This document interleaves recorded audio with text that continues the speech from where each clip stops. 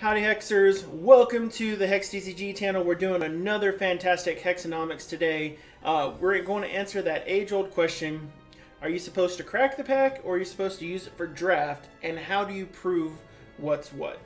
So we're going to start off by answering that question. It's going to be a bit of a mathy sort of episode, but we're going to delve into that. We might even take a look at some of that same information for primal packs, which we can't draft with yet, but we'll calculate some of the value related to those. Then we'll do our Q&A, and then we'll move on to some fun limited and giveaways and all that other fun stuff that we do at the end of the start of each Hexonomics. So first we'll go ahead and review the concept. So there's a little bit of terminology associated with this, and if you ever wondered why you needed algebra for the rest of your life, this is the kind of stuff that you need algebra for. And now normally for Hexonomics, I try to actually keep things from being as lightly math as possible. And the big reason for that is economics as an understanding of study is not just formulas and theories. The real crux of it is human behavior. But sometimes we have to decide and make logical choices. And if to do those choices, sometimes an equation is really the best method to take a look at that. So without further ado, let's go ahead and jump into some pre-prepared maths that we've got going on here. Oh my god, the maths! Okay, so aside from the beautiful picture of Zakir that we've got going on here, let's go ahead and cover some of our initial terms that we're looking at. So some of the big things we want to look at, we're looking at CP. So CP is the consider it like the crack part of the pack. So CP stands for cracking of the pack. So right up here, nice, good part. That's one of our first terms. One of our next terms is related to the drafting of a pack. So it's kind of like a column A, column B. So you got CP and DP for your drafted packs. Now we use another one for the price of a pack, the market price of a pack. That's going to be whatever you can get it for on the auction house. And just as a good reminder, EV is not effort value, it's totally expected value. I've read all of your comments, and I totally screwed that one up on one of the other videos. But it is your expected value, and that matters when you're calculating your drafted pack value. So let's go ahead and start with CP. It's the most arithmetic of them, but you have to kind of express it in a long form. So you break down the contents of a pack, and then when you crack it open, it's worth what's inside, basically. So you have 11 commons, and you take 11 and you multiply it by the common average market price for a common. Seems pretty simple, like, you know, whatever the average is. And luckily, this value is actually calculated over on hex price, and that's where we've gotten some of the values associated with this. And we do the same thing for the 4 uncommons. Now, the next thing that's a little curious is what we have going on here with legendaries and rares. So this part's a little special. Now, roughly 1 in every 9 booster packs is going to be a legendary. And so you're going to get the average market price for a legendary. That means the other 8 of those 9 booster packs are rares. So we have to represent this by the fraction. So if one part of the equation happens to be a legendary, the other parts have to be your rares, so you have to put a fraction into that, so you're calculating part of it. Now by comparison, you look at what it means for when you do a drafted pack. The drafted pack seems simple. It's the market price of a pack plus a third of the EV for a draft. Now the reason why it's a third is because you actually just have 1/3 of the base entry associated with that. Now, EV, oh my goodness, EV is very different, and there could easily be a more precise way to calculate EV than what we have listed here. But here's a fairly base understanding. So when you're looking at EV, the biggest factor you have to bring in is your win rate, and that's how often you end up winning a match. So when you win your first match in a competitive draft, you're going to get 2 packs. So that's your first win rate right there, right? Now, you could also win again, though. So if you instead happen to win an additional time, that means you had to do your win rate twice, which is why it's squared, because it's a fraction, you have to multiply it by itself.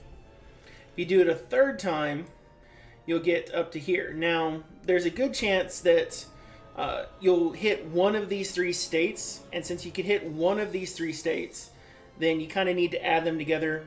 My statistics needs a little bit of work, in all honesty, and so I think there's a more cohesive way to describe this, but this is what we'll use at the moment. And then for our 100 platinum entry, we have the minus 100 there.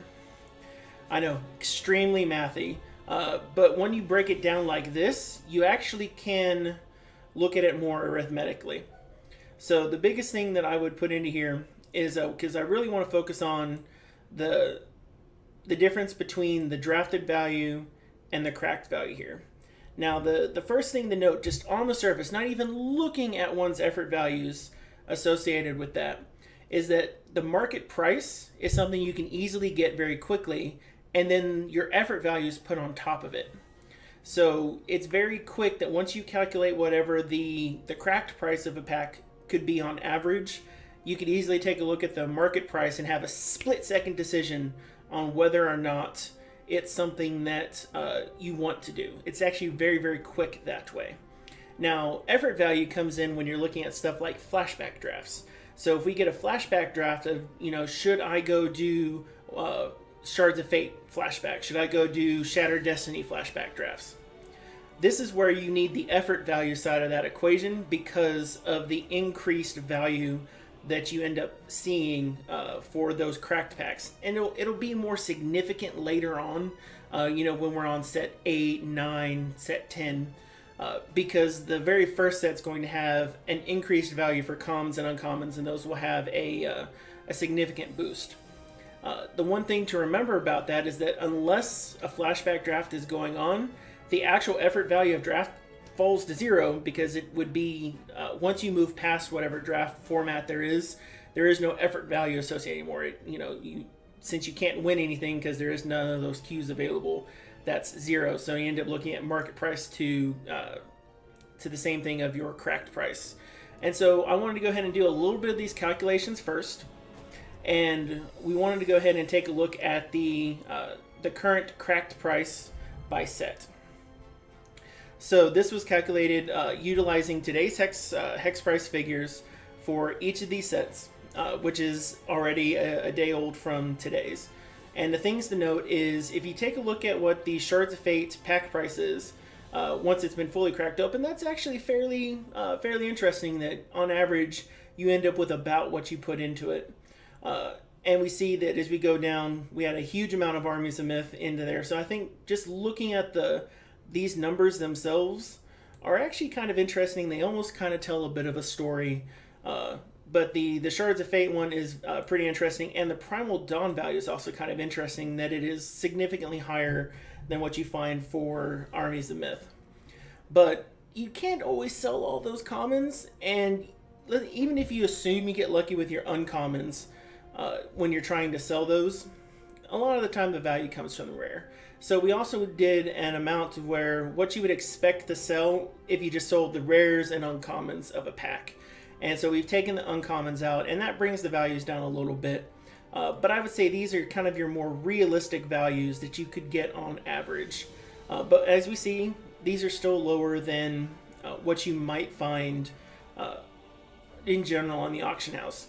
Now, the Shards of Fate pack might be comparable. You can answer, that might be within the realms of flexibility.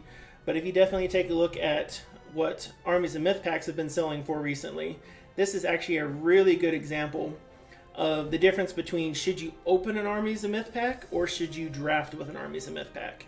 Because at present, an Armies of Myth pack on the auction house can go anywhere from 180 platinum to almost 195 platinum per booster pack. And what you can actually attribute that to is not just the going rate for it, but a lot of it is that effort value aspect coming into play at this point right here. Because you can use it in the current draft set, it makes a big impact on its desirability. Because if you take a look at what was opened and available from it, it's significantly lower. Now you can utilize the cracked pack principle for things like primals. You just shift it up a little bit, and what you shift it to is that instead of doing the 8x9 on rares, you would completely cross out commons and uncommons because they're not there in a primal pack. And what instead you would do is that you would have 13 rares, and then you would have 2 legends. And you know, that's kind of the big difference there. And you would add up the average market price for those, and then you'd end up with a number, because numbers are things. That's kind of, and that's a real difference. Now that's really good if you're deciding whether or not you want to think about investing into a primal. Maybe you see Armies of Myth primal packs are super low, maybe they fall into like 800 plat or something. You're like, is this worth buying? You can do this arithmetic and see whether or not it's worth buying. Now, my biggest quandary is, part of it is also the necessity for prep. This is a very inaccurate form of the equation. This is just something that you can kind of quickly calculate. It gets you towards the ballpark, and I'm going to be looking at the more precise calculation here in a bit, and we'll probably go ahead and include that in the description of the video once this hits YouTube. The most interesting thing about it, though, is it gets you in the idea of thinking when you're looking at expected value with is whatever your win rate is. And if you want to check your win rate, if you've been calculating, you can always go to HexMeta. They have the limited win rate if you've downloaded their API. You can take what your win rate is and look at the probabilities of you hitting specific payouts, so to speak, and then you would utilize the statistical models like, okay, if my win rate is this through this round versus this round versus this round, you can add all of that up, subtract out your initial cost, and you just kind of, you get there a little bit. So, and one of the things is this is, when you take a look at just the very simple aspect of it, the cracked pack sale prices just versus the market value of packs, it immediately tells you that a lot of the times packs are worth more closed than they are open. And this is exceedingly true during whenever a set is in its draft format. So the short answer is draft your packs before you just open them if you're looking for maximum value. Because if you're just going to open it anyway, in a worst case scenario, if you're in a competitive draft and you're thinking about maybe utilizing it for your ladder a little bit, that's the time where, you know, worst case scenario, if you know you're about to lose on the limited ladder, at least you can rare draft yourself out and increase the amount of value you could have gotten from it. So overall, that's just a very high level, slightly in the weeds. I guess we can't call it a very high level now, can we? But that is a cursory look at the difference between the cracked value and the draft value. And in most cases, draft value is going to win. There will be very, very few cases where it's cracked, where cracking the pack is going to surpass that draft value. And the only time that would happen is if you have an older set that can no longer be gotten, that has a very high contents value versus the actual opening of it. And that is a very, very rare case. By most stretches of the imagination, it will be a long time before we see that happen. So if you want the most value of your packs, start by drafting them. Jump into that competitive draft queue, pay the additional 100 platinum, see how the draft process works, and worst case scenario, take the rares and all the cards that look really, really cool, try to build something for fun, and then get the experience down. Because in the very end, every draft that you go through that you try to learn a little bit from makes you a better player and increases your win rate. So this is going to, before we move on to the Q&A, I want to go ahead and mention, please go ahead and like and follow on the channel. If you want to find out more Hexonomics, there is wonderful descriptions below. And for everyone who is not watching this on YouTube, let's go ahead and move into that beautiful Q&A. Yes, the Q&A. Okay,